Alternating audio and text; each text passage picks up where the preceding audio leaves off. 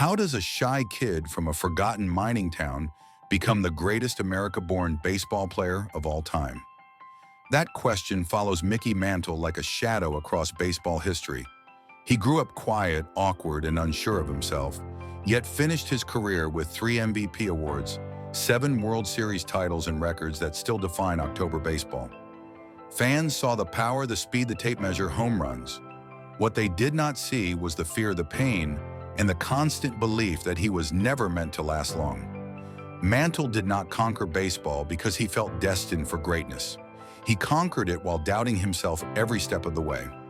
So what transformed that timid boy into the face of America's most dominant dynasty? To understand the miracle, we have to go back to where the silence began. Mickey Mantle was born in 1931 in Commerce, Oklahoma, a place defined more by coal dust than dreams. It was a small mining town where men worked underground and often did not grow old. Life there was simple, hard, and unforgiving, and children learned early that comfort was not guaranteed. Mantle grew up quiet and withdrawn, not because he lacked confidence, but because the world around him did not reward softness. His father, Mutt Mantle, was a former semi-professional ball player who believed baseball was not just a game, but a possible escape. From the time Mickey could walk, his father trained him relentlessly. He was taught to bat both left-handed and right-handed, not as a novelty, but as a survival skill. Switch hitting was supposed to keep him in lineups and protect him from specialists long before those ideas were common. For Mickey, it became second nature, but also a constant reminder that expectations were already being placed on his shoulders. Despite the talent, he was painfully shy. He did not enjoy attention and rarely spoke unless spoken to. Teammates from his youth remembered him as polite, reserved, and uncomfortable in crowds. When scouts began visiting Commerce, Mickey often looked away while his father did the talking. The dream was being built for him, not by him. There was also fear woven into his childhood. Many men in his family, including his father, suffered from serious health problems. In a town where mining took lives slowly, Mickey grew up believing he would not live long. That belief shaped everything. It made him anxious but also urgent. If life was going to be short, then every moment mattered. As a teenager, he nearly lost his leg to a severe bone infection. Doctors discussed amputation before modern treatment saved him. For most kids, that would have ended the dream. For Mantle, it reinforced a dangerous idea that he was living on borrowed time. So when he stood out on dusty Oklahoma fields, crushing baseballs farther than anyone his age, the question was never whether he was talented enough. The real question was whether a quiet, fragile boy from a dying town could survive the weight of what was coming. Was this harsh beginning going to crush him, or was it unknowingly preparing him for the most brutal stage in sports? Mickey Mantle's path to Major League Baseball did not begin with confidence or swagger. It began with doubt. When the New York Yankees signed him as a teenager, they were buying raw ability, not emotional readiness. Mantle left Oklahoma for the first time carrying his father's dream and his own quiet fear that he did not belong in the world he was entering. In the minor leagues, his talent was obvious, but his mindset was fragile. He struggled with homesickness, pressure, and isolation. Away from Commerce, he was no longer the prodigy everyone admired. He was just another young player surrounded by louder, tougher personalities. When he failed, he internalized it deeply. At one point, he was so overwhelmed that he considered quitting baseball altogether and returning home to work like everyone else he had grown up with. The Yankees organization, however, saw something rare. Mantle's combination of speed, power, and switch hitting was unlike anything they had developed internally. Scouts reported balls leaving his bat with a sound they had never heard before. Even when he slumped, the raw tools were undeniable. The problem was not ability, it was belief. His first taste of the majors did little to ease that fear. When Mantle debuted with the Yankees, he struggled immediately. He pressed at the plate, made mistakes in the field, and felt the weight of replacing legends in a city that did not tolerate weakness. New York was loud, relentless, and unforgiving. For a shy kid who barely spoke above a murmur, it was overwhelming. He was sent back down humiliated and unsure if he would ever return. Many players would have disappeared at that point, but Mantle did something quieter and more dangerous. He absorbed the failure. He learned how far behind he felt and how high the bar truly was. Instead of rebelling, he hardened internally. When he came back the second time, he was still shy, still unsure, but now driven by something deeper than confidence. He was driven by fear of failure and a need to prove he belonged not just to the Yankees, but to the dream his father had built for him. The question was no longer whether he could play at this level. The real question was what would happen when pressure and fate collided on the biggest stage imaginable. Mickey Mantle's career did not change because he suddenly felt ready. It changed because he was forced into the fire before he could escape it.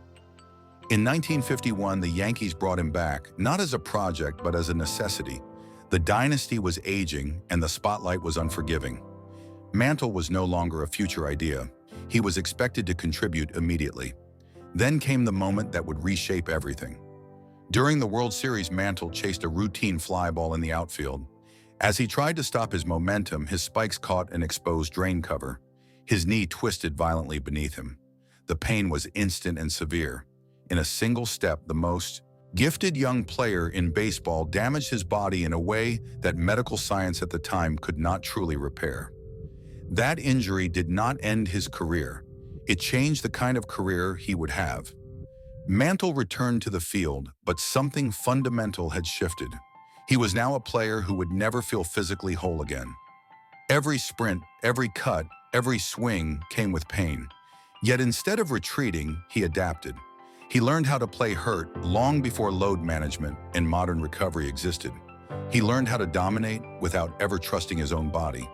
The breakout followed not because the pain disappeared, but because he refused to let it define him. Mantle began to unlock his power consistently. He stopped trying to be perfect and started trusting the violence of his swing. Balls began leaving the park at impossible distances. Pitchers feared him from both sides of the plate. Fans who once questioned his readiness now stood in awe. This was not the story of a young man blossoming comfortably into greatness. It was the story of someone realizing that greatness might be temporary and choosing to take everything he could before it was gone. The shy kid had not found confidence. He had found urgency, and that urgency was about to turn him into the most terrifying force in baseball. Mickey Mantle's prime did not feel like a slow rise. It felt like a detonation. Once he fully established himself, the game bent around him. Pitchers did not simply try to get him out. They tried to survive him. From the mid-1950s onward, Mantle became the center of gravity in baseball. The player every scouting report circled in red. The defining moment of this era came in 1956. Mantle did not just have a great season. He produced one of the most complete offensive performances the sport had ever seen. He led the league in batting average, home runs, and runs batted in claiming the Triple Crown while carrying the Yankees through another championship run. It was dominance without weakness, power without compromise, and precision from both sides of the plate. What made it extraordinary was what could not be seen. Mantle was playing through constant pain. His legs were deteriorating and his knees were unreliable. Yet on the field, he moved like a force of nature, accelerating faster than outfielders expected and launching balls farther than stadiums were built to contain. Some of his home runs became legends not because of the score, but because of the disbelief they created. October belonged to him. World Series games turned into personal showcases. Mantle did not shrink under the pressure of the biggest stage. He expanded. Home runs in critical moments, walks drawn with pitchers terrified to challenge him, and a calm presence that contrasted sharply with his shy personality. When everything mattered most, he was at his best. Opponents spoke of the sound of the bat, the speed of the swing, and the sense that one mistake could end a season. Teammates trusted him instinctively. Fans began to see him not as a replacement for past legends, but as something entirely new.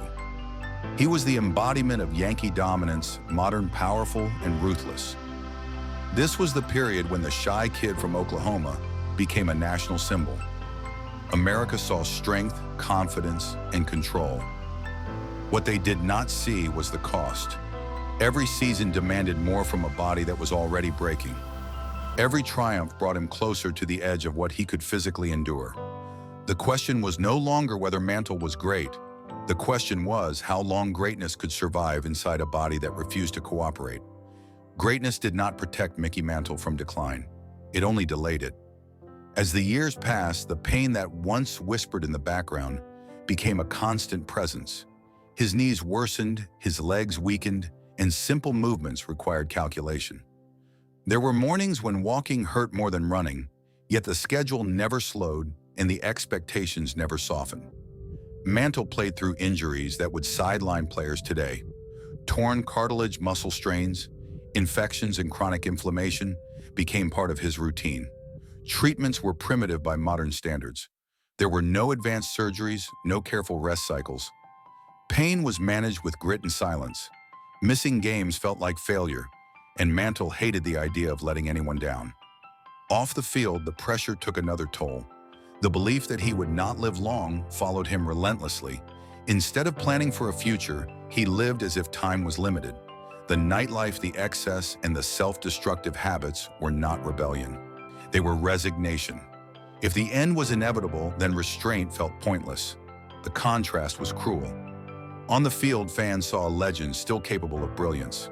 Off it, Mantle was deteriorating physically and emotionally. His body no longer allowed him to play the way he once had, yet his reputation demanded it. He became trapped between what he had been and what he could no longer sustain. There were seasons where his decline was visible. His speed faded, his defense suffered, and critics began questioning his durability. For the first time, the shy kid who feared failure felt that fear becoming real. Retirement loomed not as a choice, but as an admission that the body had won. When Mantle finally stepped away from the game, it was not with celebration, but exhaustion. The pain had outlasted the joy. He left baseball as a legend, but also as a man who had given more than his body could afford. The question that remained was haunting. How should history judge a player who achieved everything while quietly destroying himself to do it? Judging Mickey Mantle by statistics alone already places him among the immortals. More than 500 home runs, 3 Most Valuable Player awards, 20 All-Star selections, and 7 World Series championships form a resume few players in history can approach. His postseason records remain untouched decades later, not because the game has forgotten them, but because reaching that many October moments is nearly impossible in the modern era. Yet numbers alone fail to explain why Mantle still occupies such a powerful place in baseball memory. His true legacy lives in context. He played the most demanding position in the most demanding city for the most demanding franchise in sports. Every slump was magnified, every mistake replayed, and every success expected. There was no room to be human in New York, especially when wearing pinstripes. What separated Mantle from other legends was not just his skill, but his contradiction. He was physically fragile, yet historically durable. He was shy, yet carried the loudest spotlight. He doubted himself, yet dominated opponents who feared him completely. Many great players control games through discipline or preparation. Mantle often controlled them through instinct and raw force, even when his body was failing him. Comparisons to other legends inevitably arise. Players like Willie Mays, Hank Aaron, or Ted Williams had longer periods of physical stability.